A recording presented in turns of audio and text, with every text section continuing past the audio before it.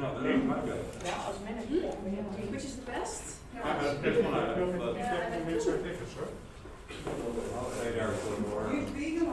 Nee, maar het is echt lekker, want je gaat dan aan het einde van het jaar van al jouw medewerkers feedback hebben van jouw medewerkers. Dus het helpt jou als manager feedback te geven. En over jouzelf. Ja, dat krijg je zelf niet te zien. Nee? Oké, ik ga live. Wat wil je zeggen? I recognize you because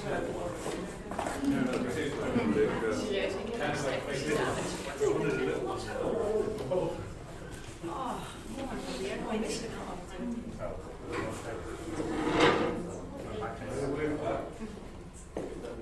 Hoe voelt u zich? Nu weer goed gemaakt. Ja, wat zit er?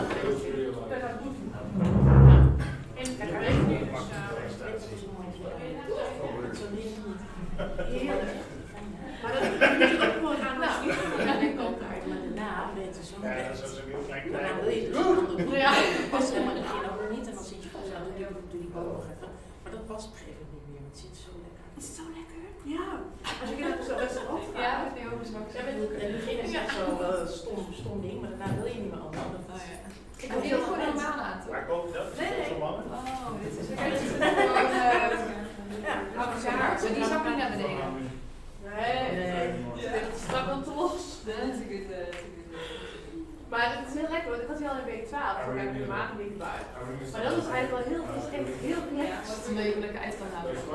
Zeg je? Dat je lekker uit houden. Hier zit je dan vast. Ja. Ja, ja, ja. Echt, ja, dat is heel goed. Ja, ja. Lekker. Hij speelt met de hemmertjes, hè? Ja, dat is ook. Maar Doe jij het? Jij eerst? Ja, die. Oké. Oh, ja, Zout zijn morgen 9 uur dat ik het eerst doe. Ik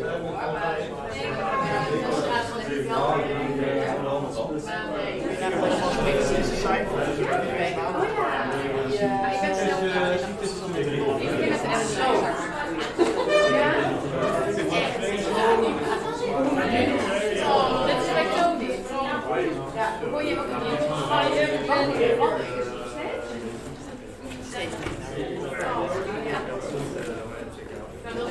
Ze weet ook dat ze, ja. Je hebt ook geen, dus ja, dat is gezegd, maar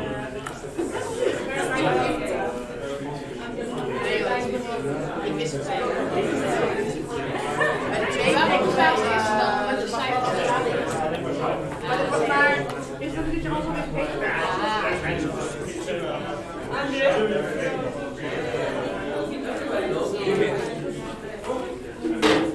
Oh wel.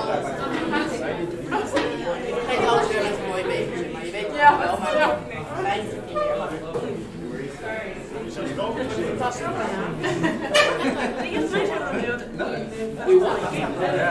En dat is de laatste.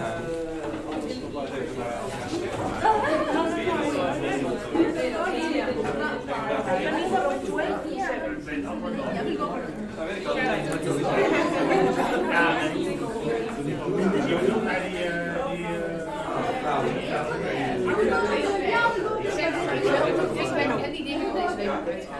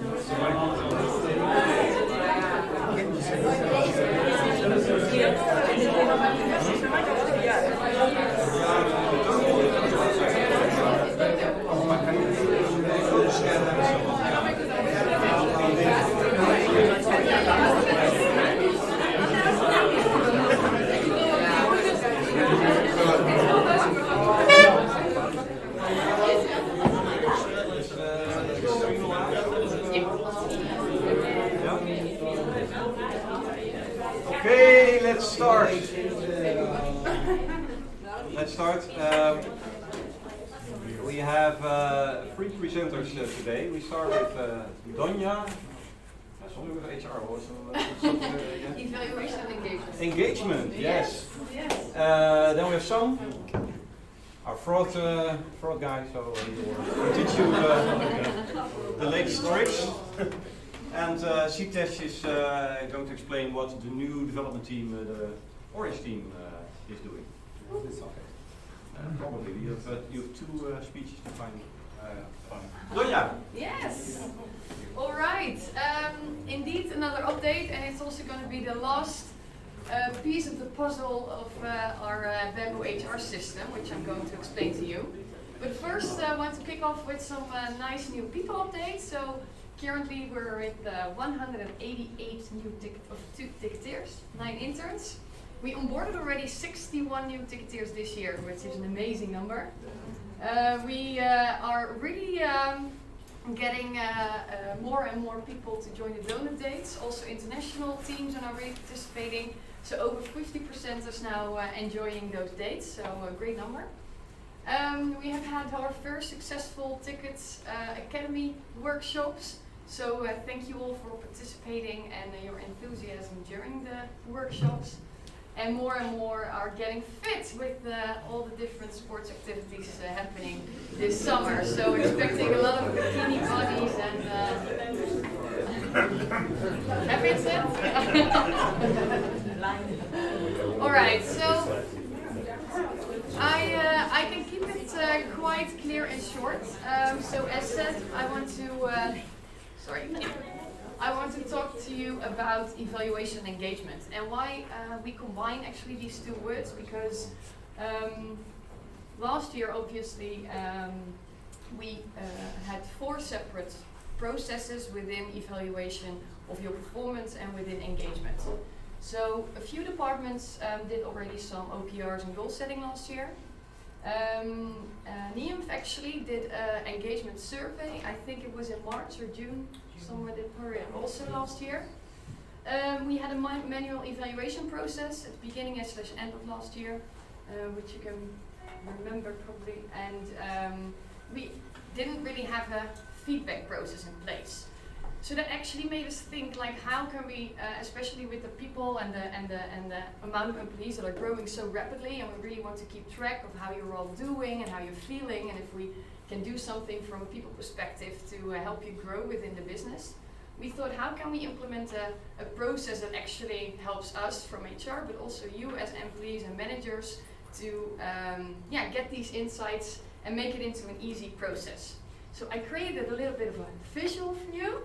So what is going to be new starting this week is that in purple you already see whole year around we will be working on goals. That process is already implemented, and most of you already also registered the goals. Thank you for that.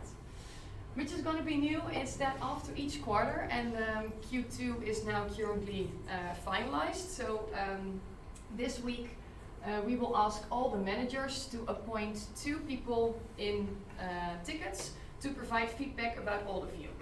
So this is a feedback tool that's also part of the Bamboo system, and in this feedback you will be asked something you do really well and something you could improve on. And all this feedback will be gathered in the system, and then in the end, if you do an end of year evaluation, your evaluation will not only be about what your manager thinks, but also what your peer thinks. So it can be really valuable for both you and managers to gather all of this and to create a full 360 scope on everyone's performance. What's also going to be new, and it's not really clear I think on the wall, but we did a one-time engagement survey last year. This is obviously one moment in time, so it's not that how you feel in March can be exactly the same as in September. So we also want to do this more continuously. But we do not want to overwhelm you with lengthy questionnaires each 4 months. So we now are going to ask you one ENPS question. And I think maybe a lot of you know NPS, the Net Promoter Score. Yes, no? It's the question that actually asks you how likely it is that you would recommend tickets as an employer, so to your family and friends. And it's a 1 to 10 score, and based on that score, the system will ask you one open question. So if you are really likely to recommend tickets, it will ask you what you love about tickets. If you're not likely to recommend tickets, it will ask you what we can improve. So this gives us much more insights in how we're doing as a business, and also on topics that we can improve on. And as we will be doing it each quarter, it will also give us insight in the temperature per quarter and maybe what we can do in each phase of the business, because as we are growing, it becomes more and more important to keep track of that. Yes, feedback, goals, yeah, okay. Yeah, so most important to mention maybe in detail is that goal setting is actually really to track what you're doing, how you're doing that, and evaluate that with your manager continuously. So we do not let that come back again in your end of year evaluation. Continuous feedback will now be implemented quarterly in UPS, and the end of year evaluation, as we're already tracking your goals, will be much more about engagement and contribution, and not so much about your daily tasks anymore, because that's already part of the goal setting. So all these things together will become an evaluation engagement process much more focused on you and your growth within company. Questions so far? So this feedback is it's collected during the quarter, but it's only visible to the manager, and then it's visible only at the end of the year. So the manager can filter out what they can give back to you, but it's only visible for the manager. Yeah.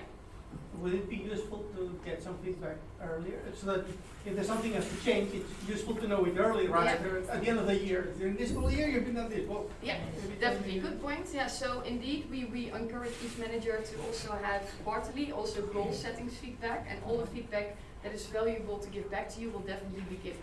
So it depends a bit on each team and each department, but definitely if there's feedback valuable for you to grow on, then that will be given back to you. Yeah, it's just that you cannot see it directly, so managers can just filter out and see what they want to do with it. Yeah. Oh, makes sense. Thanks. Yeah. One thing is like all of these are basically each person has to fill their own goals or OKRs, right? Yeah. But generally it's not super clear, I guess, for a lot of people that what makes a good performance for them.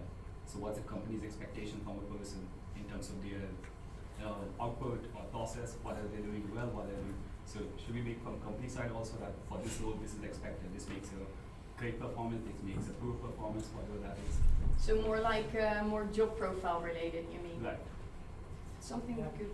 Benchmarks, I guess. Yeah, benchmarking stuff. Yeah. Good points. Yeah. Thank you. Basically benchmarking, but the outcome will be the same. And what does the goal mean for all of us? Well, if we meet or don't meet, so what's the difference?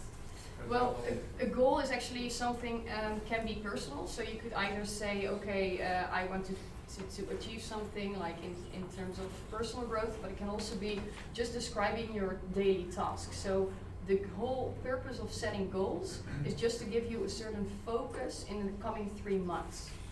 So that can be different for everyone in the business, and each department also has different focuses. So it's really not to only have hocus pocus, like you need to grow and everything, but it can be if you want to. But if you personally feel like you want to focus on coming 3 months and working on your products, and that is your goals, then that's, if you define it smart, and if you you always have to add a date, of course, that you need to achieve the goal, then that's a complete goal. And if you can review it with your manager and you're aligned on where you want to go and the things you need to be focusing on in the next 3 months, then I consider it a great goal. So for example, for me, to give you an example, I implemented Bamboo HR as a system that was, in my thought, that was also aligned with our department goals, why we wanted to do it. I needed to do it before a certain moment. So even though it was my daily job to do that, it is one of my goals to achieve it in the coming 3 months. So that's how you can look at it. Does it make sense?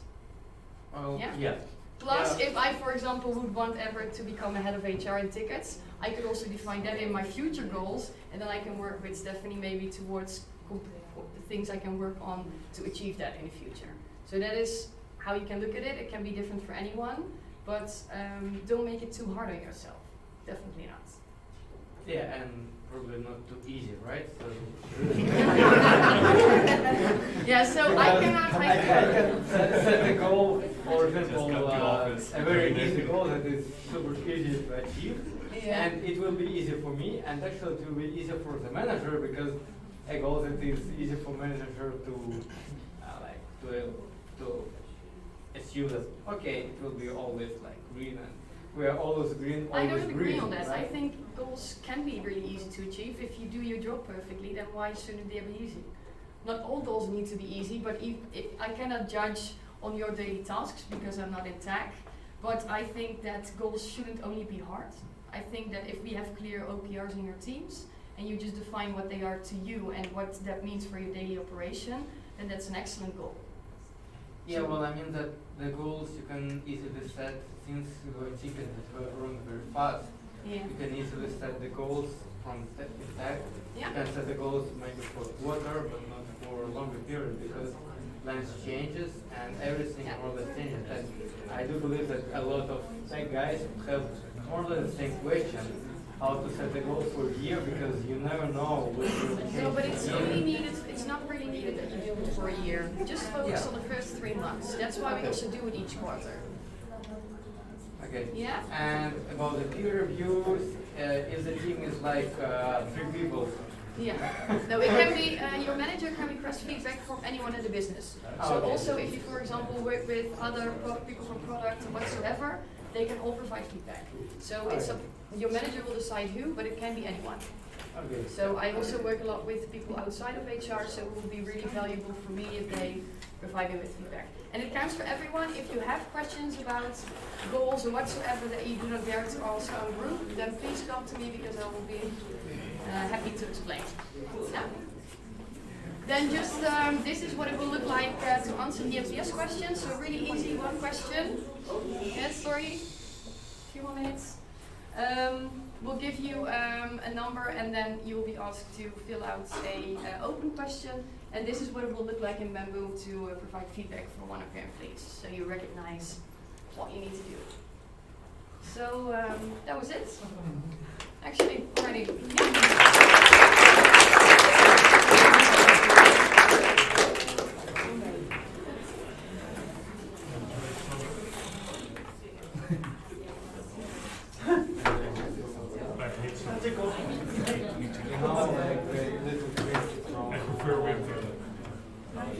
You know, yeah, the key that always control the sound, right?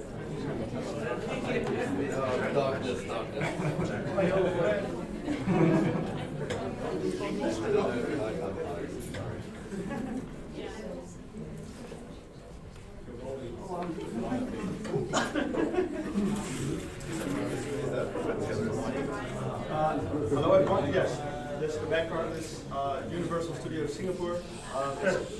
Why this background? It's our most fraudulent product, there for this background. I will tell you a little bit about fraud, what I'm doing, how it impacts tickets, and how you all can help me to get better margins basically, but also prevent fraudulent transactions. My responsibilities are basically I try to reduce the chargeback rate, and the chargeback means that when a customer does a transaction with a stolen credit card, that later on we most of the time pay that money back to the card holder, the one of whom the card got stolen, and in between that time the ticket is probably used and we have a chargeback, we lose money. This is net margin basically what we are losing. Sometimes we can call the supplier and ask for a cancellation or avoid the ticket, but in many times the venue doesn't offer any cancellation policy and we just lose money.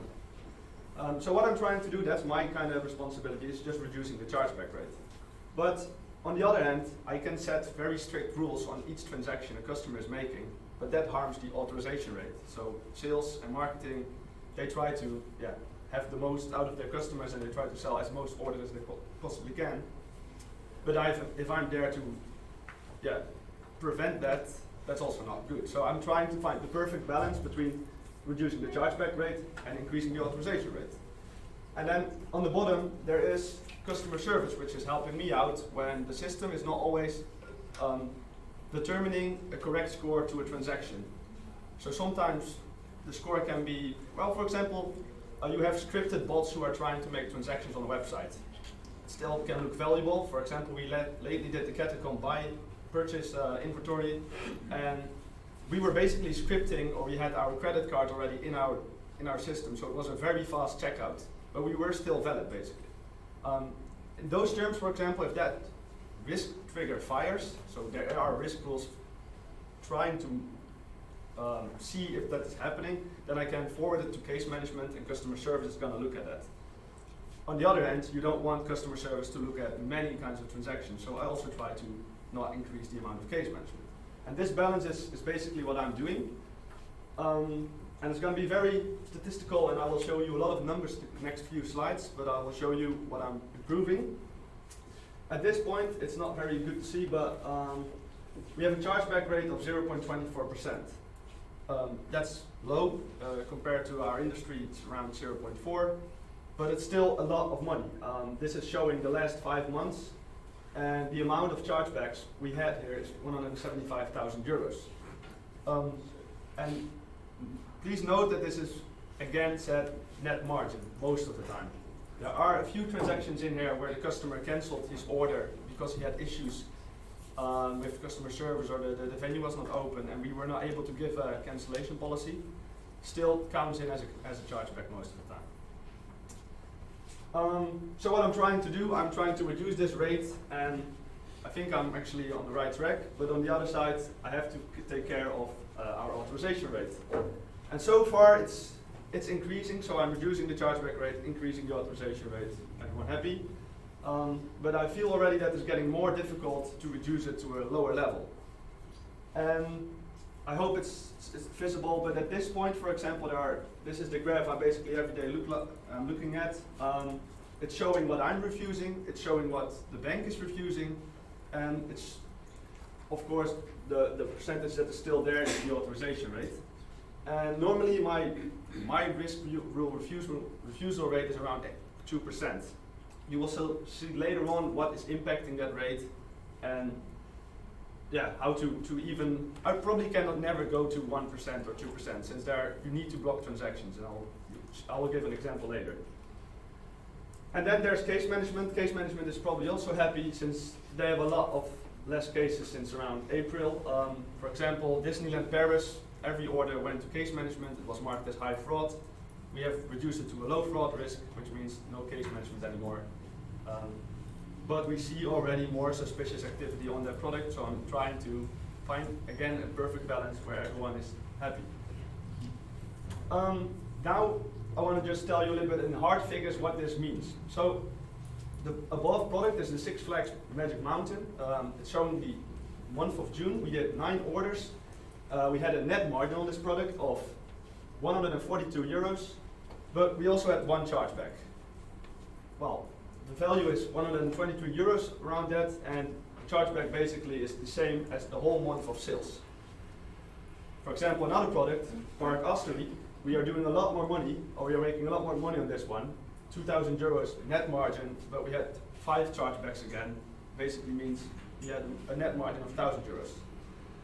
In general, we are not making any profits yet. Our net margin is under 0%, so those products, a chargeback on a negative product is of course even worse than a chargeback on a product where we are making profit on. What I can do in that case, for example, how to prevent those transactions, since of course I try not to have a chargeback. Those were all done via Reserve with Google, and we see, or actually I'm seeing that's the channel where most fraud is happening. There is no such thing as 3D Secure, which activates liability shift, which is basically another extra step in authorization or in your checkout. So when you're checking out, it can happen that you're proposed with a 3DS secure question, and you have to, for example, fill in the SMS code you just received on your phone as well. Google does not support that yet. Waiting every day before that's happening, but so far that takes time. So for example, what I can do when a transaction is reserved with Google, I can route it to case management, and Vincent's team is going to judge it. Well, I'm going to show you how that looks like, and it's not going to give you a lot of data to judge the transaction on. So this was one of the chargebacks of Park Asterie we had last month. You see his shopper name, Amaury Benatti, the email address looks similar to each other. Creation date was the 30th of April, buying for the 3rd of June. You could look on the website, or actually in the back office, that it was fulfilled via iOS, it was on the phone, and well, more data is not there to judge on. Probably everyone in this room would accept this transaction. So yeah, how does it make sense? That's what I'm saying. Does it make sense to route it to case management since we are going to accept the transaction and we still probably lose it? How to fight those transactions? For me, that's tough. I have not found out yet what's the best to do so. But hopefully Google introduces reserve, or actually 3DS, because then I might be able to counter those orders. What drives those numbers? And I'm going to show you now the activity on our platform regarding a fraudster, where I can need your help with. So this is basically happening every week to me. There's always one fraudster active, and this is how that looks like. This person from this shopper reference. iGen is a very nice tool actually. I'm actually working with aGen and they create those shopper DNAs. And this person had 85 different cards, used luckily 4 email addresses. So the system figured out that those transactions are all belonging to this person, and then of course if you have more than 3 different cards or you're using different IP addresses, then my rules are working. But you can imagine that if you have, for example, 86 transactions that get refused, that this rate over here, this one, my refusal rate, is going up, and the authorization rate is going down.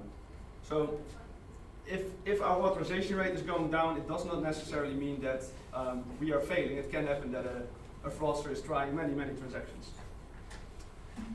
So this is luckily only 5,000 euros, but it happens as well with people who are trying on more expensive products, and this one fulfilled one time.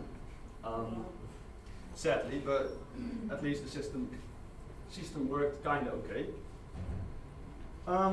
So what I'm working on to improve, that's our refusal rate. You saw a little earlier that our refusal rate by the bank is around 10%. What does that mean?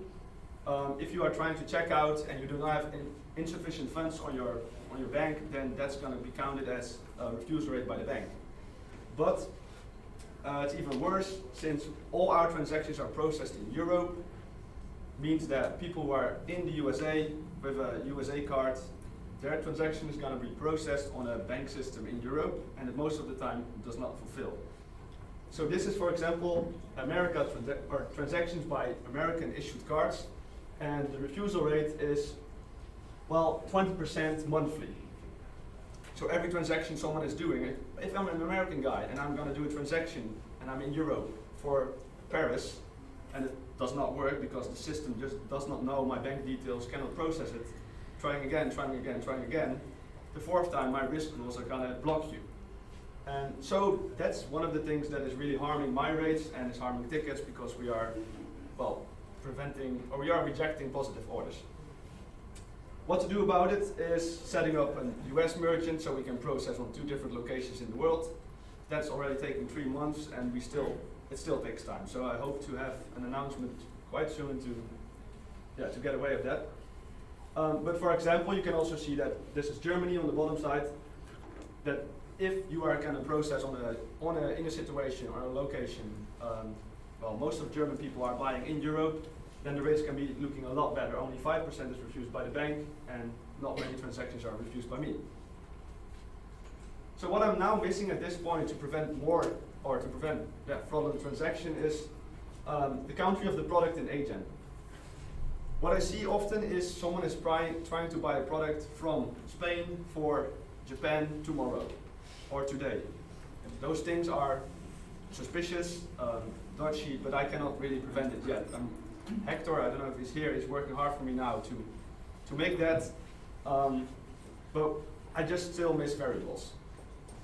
Then the other thing which got launched today is the Days to Event. I need that, well, in order to combine with the above one. And we should figure out somehow knowing what the customer bought before. aGen is making the perfect profile about a shopper DNA, but aGen is not looking on the transaction level. And we can, of course, also, we have our order health in our back office. We can also create probably, or figure out what a customer bought before, but we are missing card data, so we are not able to create the whole shopper DNA data you are creating. But it would make sense if you can figure out, okay, you bought already a ticket for the Disneyland Paris, why are you going to buy another ticket for Disneyland Paris? I have not found the right solution to prevent it, but we should, well, somehow come up with it one day. And then I will ask everyone from supply, if you are closing a product which is expensive, which many people are going to, basically an A venue maybe, then let me know, since 2 weeks ago, 3 weeks ago, Universal Studios Japan launched on a Friday, and well, we saw it as a low fraud risk product, but Universal Studios Singapore is our most fraudulent product, so if that person would have known it, he might have already said to me, okay, watch out, I'm going to launch this product. But what happened, we lost 750 euros in one weekend, and this is again net margin. This will take a long time to get that money back because the product is making net margin loss. So please, if you're closing a product and you might think it's high fraud, let me just know. I'm going to look at it, I will monitor it in the start, and I might route it to case management to see what kind of traffic it gets. But we can, well, help each other preventing fraud. For a weekend is not bad, Vincent. You should already be happy. And then, in case of any fraudulent attack, every once a month there's someone slipping through which is making a lot of orders.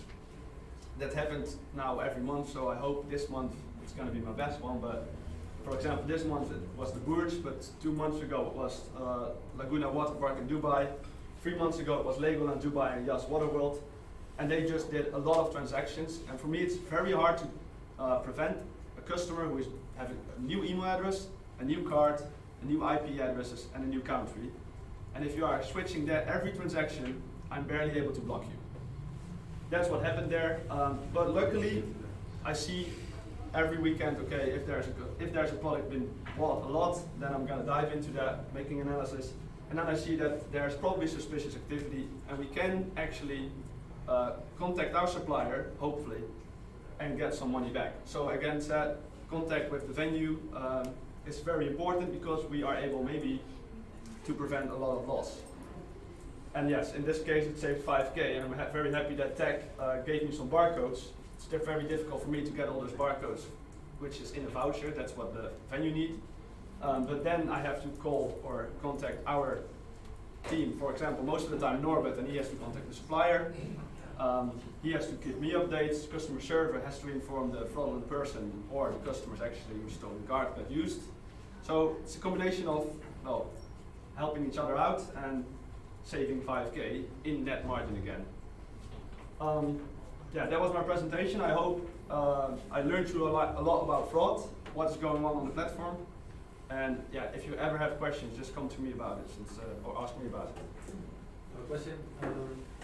Instead of trying to prevent people performing payments that they already did chargeback, did we look at trying to prevent frauds at getting into the venue, right? Because we know there was a chargeback, we have a barcode ID, why don't we tell the venue, look, this was fraud, and the venue tells the person, sorry, you bought a fraudulent ticket? Too late most of the time.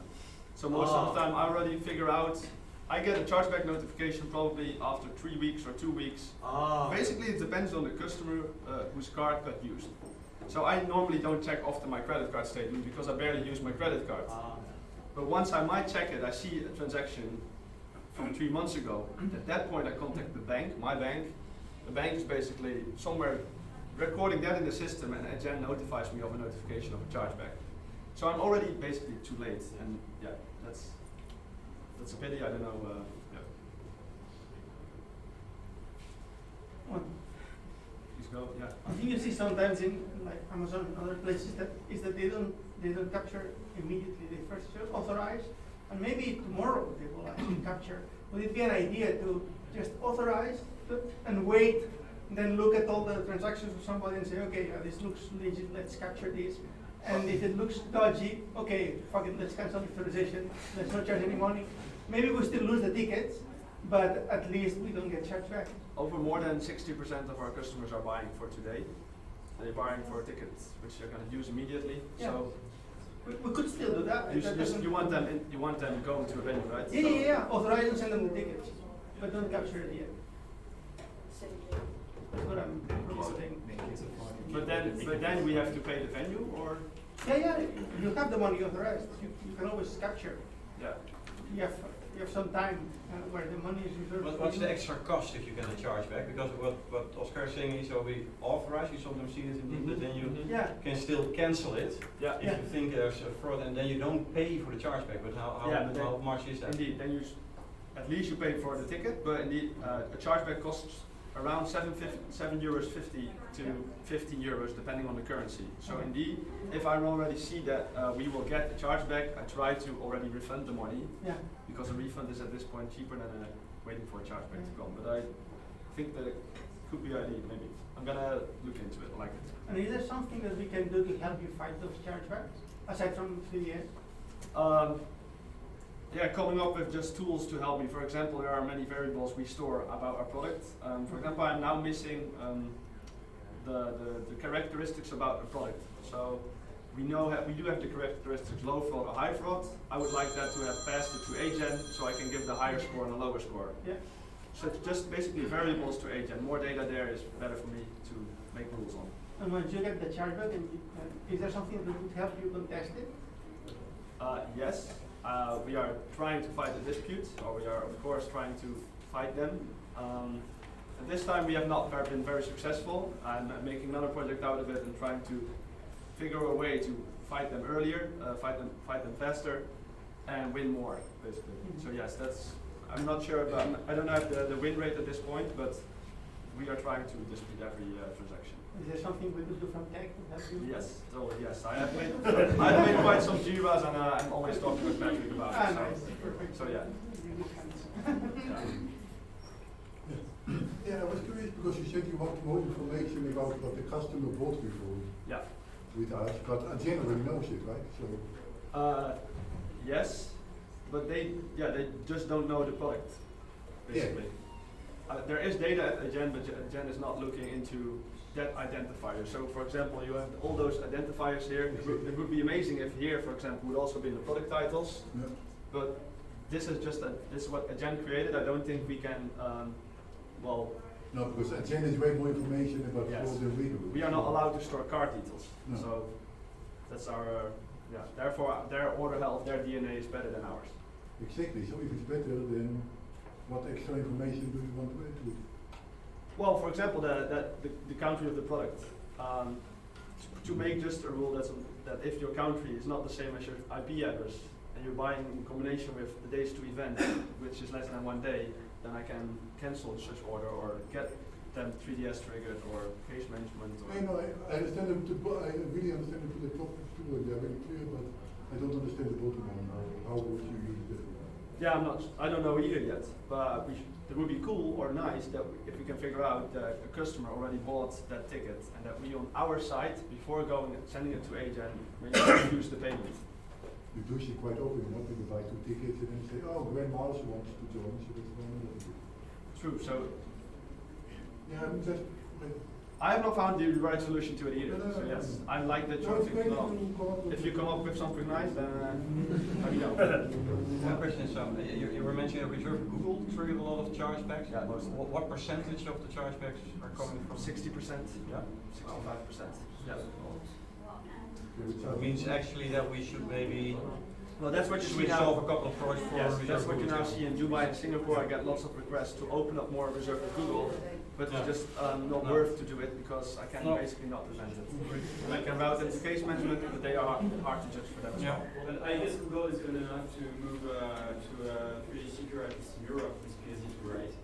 Sorry, I forgot. Like from 14th of September, there is what we call PSD2, is kind of new security based on European law, and therefore like all big B2C sellers or merchants will have to move from 3D secure to 1.0 to 2.0, and therefore if you are an European citizen using any kind of payment methods, and you will have to go through 3D secure.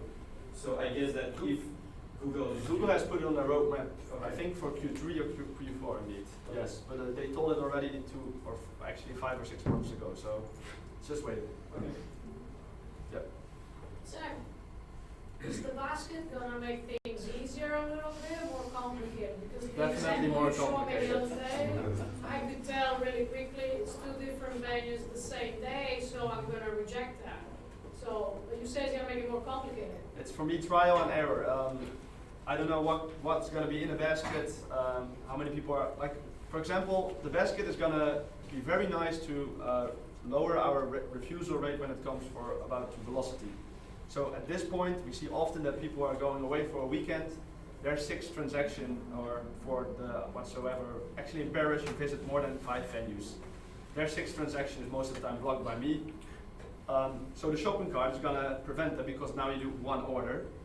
But on the other hand, I have to make my velocity rule stronger since it's strange to make 3 shopping carts in one weekend. So I have to figure out, well, how I'm going to prevent them, how I'm going to prevent what's inside the shopping cart, since it's indeed strange if you buy a product in the United States and Japan on the same day. I just have to make rules and see how it's going to be like. Cannot tell you at this point. Okay, thanks a lot, Sam.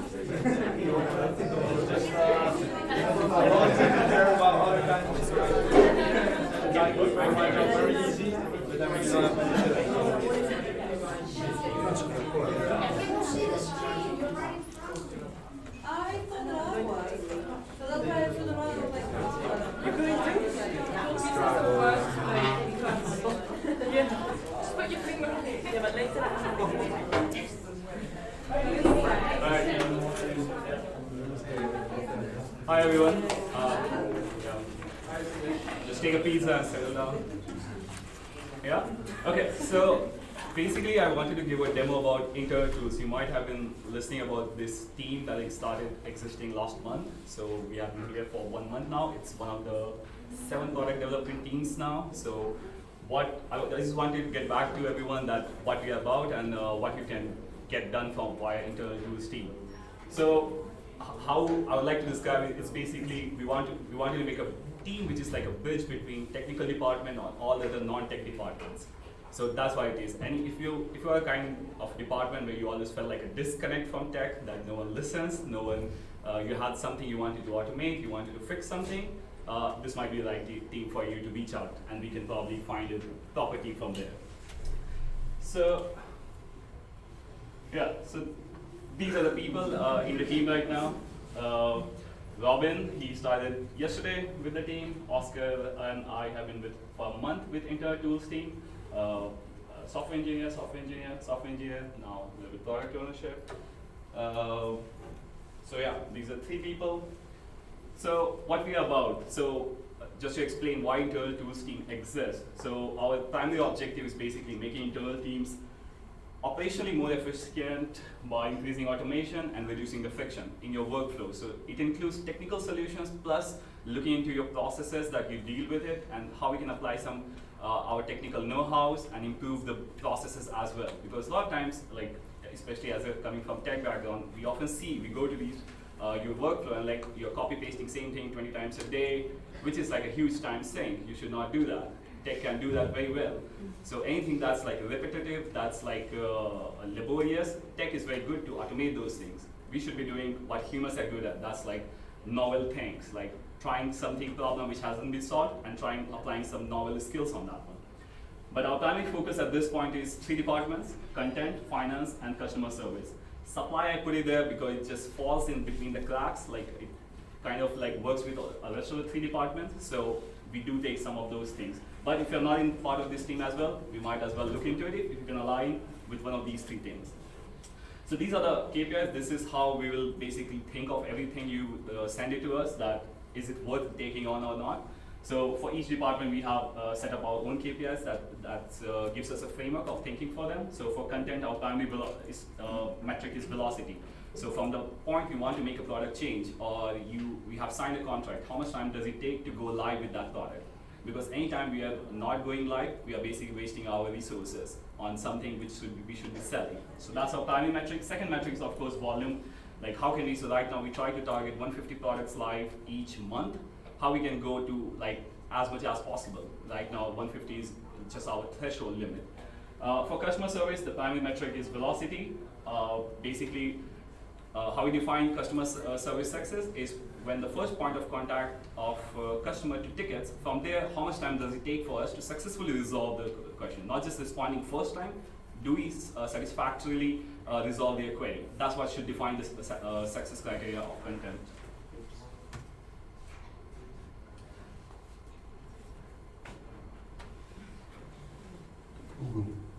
Yeah.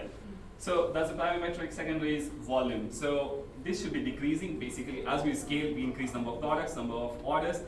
We can't keep scaling customer service. It's going to be our bottleneck as a business operation, as resources, and also it takes time to get everyone on board. So the idea is, as we increase our scale, ideally the contacts we have per order, that should be going down. So that's also the focus. And finance, basically, it's not optimization function, but the main target for us is consistency. Right now, we want to target that we pay out to right people at right time in right amounts. So right now, a lot of times happen that we are not able to do that because we have a lot of manual process where we can run things and it doesn't go at time. So that's a huge hit for the brand of tickets, our services. People might even get back from us after signing contract because we can't keep our end. So that's the main, our KPIs, how we define when we interact with each of the problem we tackle.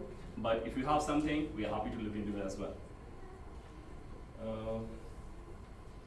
Yeah, so what are we planning to do? This is like next, we start in June primarily, so we just thought like next 6 months how we can timeline our things. We are still constrained by resources, so we have to give a priority. So this is just department-wise, our primary focus is content, finance, and CS. So for each one, these are the kind of problems we are basically thinking of. So let's start with content. Each of them, you can see there's a back office workflow improvement. So this involves like any kind of services or operations that you have where we can go in and find a way to make it more efficient, where you don't have to do repetitive work, or how we can improve the processes. Let's go with content. So first one is like structured content. That's our going to be first priority.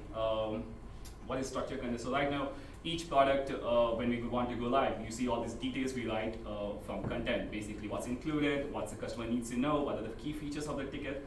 It's generally pretty common kind of things. What if we can make all of these like a checkbox, where we can just checkbox, it's included, excluded, and we just go live. It's already translated all the time. So that's basically how we can get the whole product going. Product amendments, a lot of requests about when is the product going to change, when is it going to be closed, when we need to update some opening hours or something like that. Those kind of things go into that. Translation, so right now, translators are also like our generally resource constraint, because we have as we are growing with more languages, it's harder to find translators as well. So we want to do like what are the chances that translation is actually improving our users' experience at tickets? Can we automate this process to start with? Like imagine Google Translate, you can get the content from there, but if you see that user is not happy, we can add our manual improvements from there, and we can improve on the way. Also like pure content experiments. So right now we write this creative copies for each of the products that we do, but we don't have a way to validate, is this the copy that gives user the best experience of tickets? So it's like building a framework where people can write copy for a product, which will allow them to test that which one the user likes most. It's basically conversion. So those are the kind of common themes that we have coming up in next month. Finance, right now the first two priorities is invoicing, basically supplier and distributor. These are our two partners. Suppliers are basically who provides us ticket, distributors are who send out tickets. So we want to pay them at the right amount, correctly, automatically, as much as possible. Financial reporting, there are a lot of things we are not able to keep track of at this point, so we want to make sure that we are tracking all the data at the right way. So if something is missing, we want to know it before that and afterwards. Fraud, so Sam also mentioned a lot of things he's working on fraud. He has like not much help from tech, so this has been on our radar. But we want to get into this because there are a lot of things which is built, which uses like existing state-of-art technical solutions, which we can apply. Because we started with fraud, the idea was we will do a lot of these things manually, and we learn what is the right way to work with this fraud, and we'll automate as much as possible. So it wasn't the priority, but it looks like it has to be, so we'll look into that as well. Customer service, it's the same KPIs, basically approval rate. So right now, one thing is channels unification. So our customer support is reachable to our users from all the channels, from WhatsApp, from Facebook Messenger, tickets, Facebook, Twitter, phone call. But the point is, like, they have to jump through all these different channels to work with them and reply. So they don't have all the information all the time. So we want to make sure that they have information available. So when the user asks, like user first time calls a customer service representative, they have all the information. Who is this user? What's his order? What does he want from us probably? We can figure out all of these details and give them in a unified way. So that's information accessibility. Order amendments, these goes aligned like, a lot of times we have resources where we have a scan app or something like that, where we can allow them to change their order details, either time slot or date, because it's in our resources, but it's not possible for customer service to do it easily. And also, even if we do it, user doesn't get the email or notification with right amounts, and reports get screwed up a little bit. So this is first iteration is basically making customer service empowered enough so they can do that, but final version will be user can go on their ticket and change their orders by them. So that's like flexible ticketing and all those kind of things can be built on top of that. Same thing with refund process. Right now, refund process is customer service is the first point of contact. We agree on the problem. We commit to the user that, yeah, we need to refund this, but then it goes to this financial process, which is they can't do anything because we committed to user. If we go back on that word, we can't do anything. So it's like, how can you automate that process? That how can the CS agent basically choose a reason and it does all the calculation, all the approval right away, rather than waiting for this human processes. So these are some of the things we want to handle. Of course, we are always thinking of all the areas, and while we talk to other departments, we'll gather more input and put them in right place. So this is the primary, but if you're in a department where you feel like you need, because I always feel like you can always apply like some technical services. Maybe we are aware of services, we can research better in terms of technical capabilities of a system before diving at the deep end. Right, so those are the things. How to reach the team, very standard things. There is a Kanban board on Jira. You can always find it. If you want to point something to us, just apply internal tools label on the Jira issue and it will show up in our backlog. We'll look at it. Slack channel, internal tools. You can always join the channel, hang out, come have a chat. Team members, if you want to contact individual people, if you're too afraid to don't like me for some reason, you can reach to any other person as well. So, yeah, so that's the high level overview of what internal tools we want to do. And any other questions, I'm happy to help. I have one question from customer service. Yes. Well, we use, of course, the back office and the first desk. Yeah. First desk is external software. Doesn't belong to us, and I know that it's very tricky to try to merge back office and first desk because of the data and information we manage in the back office. But is there anywhere in the plans to try or to build our own? I don't know if that will take probably a lot of time, or try to mix these two. Because in the back office, actually, the back office we have everything we need, all the information, all the refunds. Yeah, we have it all. Right. But we have the first desk that is our main tool to talk to our customers. So in matter of increase or decrease the response time after the first contact, we actually have to do always everything 2 times. Right. In first testing from the customer and then leave a note with links and everything in the back office. So that's the main thing that is taking us probably the most of the time. So I just want to check if we are working on. So exactly, those are exactly the kind of things that's on our radar. That if you have something, if you added something in your fresh test already, why do you have to put it back in back office? How can we automate that process as well? So exactly, these are the kind of things you should not do because these to things. link it somehow. Exactly. So that's totally on that. Covers under that thing. May I add to that? Yeah. Once in the crazy days, I worked on fresh desk widgets. So if you open an email from a client, you will see the order on the right side. You're going to click to the back office. But that was built in 3 days. It went live. It was broken. I didn't have time to fix it. So maybe I'll. We should pick it up on the next crazy days and. Maybe I have a question. So according to the plan, so you have more or less like sort of focus. So at some point in time, you focus on like translation, right? So you and as I understand, you want to do a lot of things, and you have enough like resources to do all of these plans in this Hopefully, so we have like at least 2 full-time engineers. I'm also an engineer, so we have 3 people working. So I feel like if you build think about the problems in the right way, a lot of times you don't need to write code at all. A lot of times you can just fix things without writing code. So in that way, I think yes, this is I'm pretty optimistic we can get these things done in this timeline as long as nothing goes heavily wrong. But yeah, you can never have all the people, right? So each person you got to do like an extra node for communication, so it's like every person. So it's not just like scales. You can't hire 10 people and expect 10 times more output. It doesn't happen. So it goes. So I would rather prefer like small team, really get things done rather than 10 people and kind of keep working. And you put a disclaimer in the top and a really in small, right? Always. Okay. Tell myself if you see it next month, they should shift somewhere. So that's totally hard possible. Yeah, so yeah, that's all. Thanks a lot.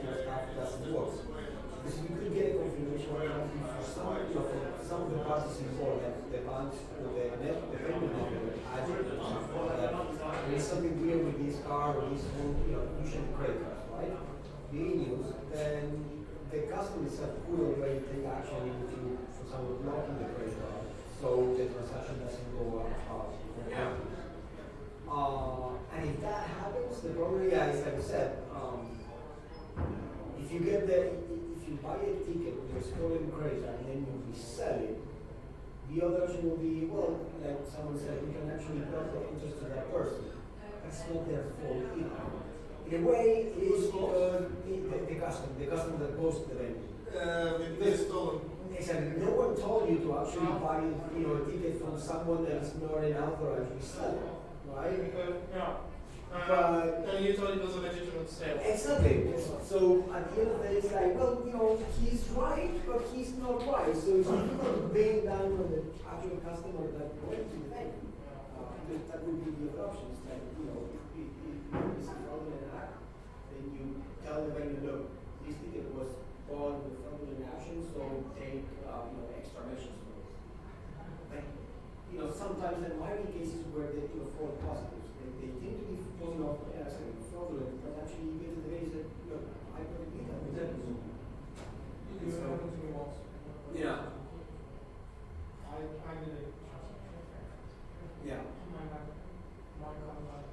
Yeah, you see? Yeah. Yeah, because the bugs, the system that they have in place in most cases are like, somebody in an account, yeah, exactly. Yeah. You receive an notification of your account is being used where this in this country where it's IP. Yeah.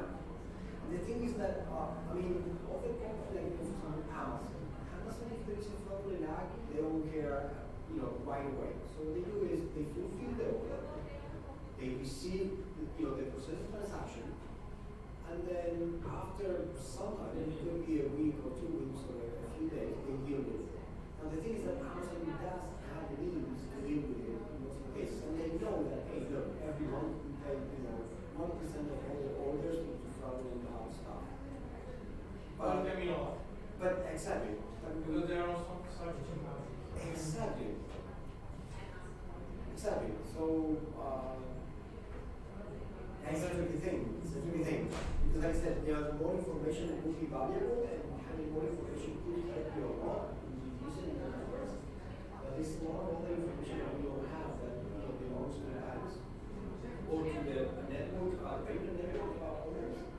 And that information. Yeah, exactly. With those information that are more at the backbone level, that mostly the level at the banks or transactions, networks, then things can get much easier. Exactly. It's always a place that is goes deeper. Exactly. You should. I think it's important for the well-being of the user. You should. Exactly. Yeah. Hey, see you tomorrow.